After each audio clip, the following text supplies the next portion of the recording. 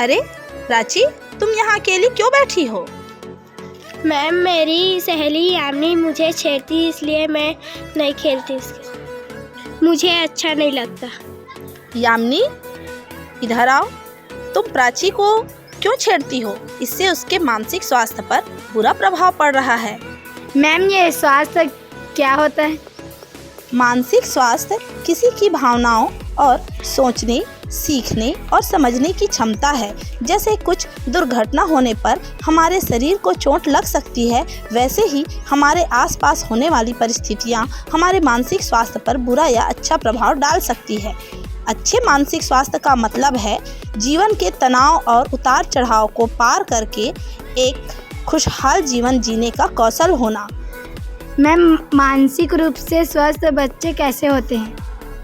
मानसिक रूप से स्वस्थ बच्चे दूसरों के साथ अच्छे संबंधों को शुरू, विकसित और बनाए रख पाते हैं। अपनी भावनाओं के प्रति जागरूक होते हैं। बच्चे अपने बारे में, दूसरों और भविष्य के बारे में अच्छे विचार और धारणाएं रखते हैं, जैसे मैं ये करने में सक्षम हूँ, मेरा भविष्य सफल होगा इत्यादि। खुद को खुलकर व्यक्त कर सकते हैं। मुश्किलों से निपटने के कौशल को सीख और विकसित कर पाते हैं। साथ ही यह याद रखना जरूरी है कि अच्छे मानसिक स्वास्थ्य के संकेत सबके लिए अलग अलग हो सकते हैं।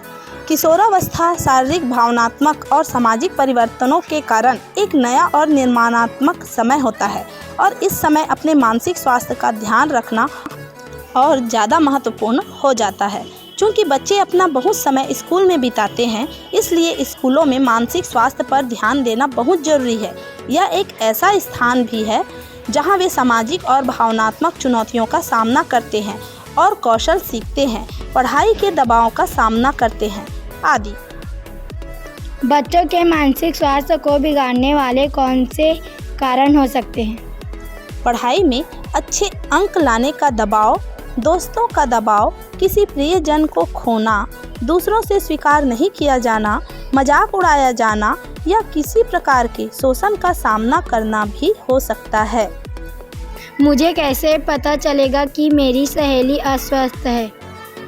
अगर आपका कोई दोस्त अस्वस्थ मानसिक स्थिति से संघर्ष कर रहा है, खासकर यदि ये व्यवहार उनमें दिख रहे हैं, आसानी से गुस्सा या निराश महसूस करना, बार बार सिर दर्द या अस्पष्ट बीमारियां, भूख में बदलाव, ध्यान केंद्रित करने या स्पष्ट रूप से सोचने में परेशानी, उदास, मूडी, घबराहट या चिंतित महसूस करना, यह महसूस करना कि वे जीवन की चुनौतियों का सामना नहीं कर सकते, मित्रों और गतिविधियों को दूर रहना, पढ़ाई में संघर्ष करना या अंक में गिरावट होना।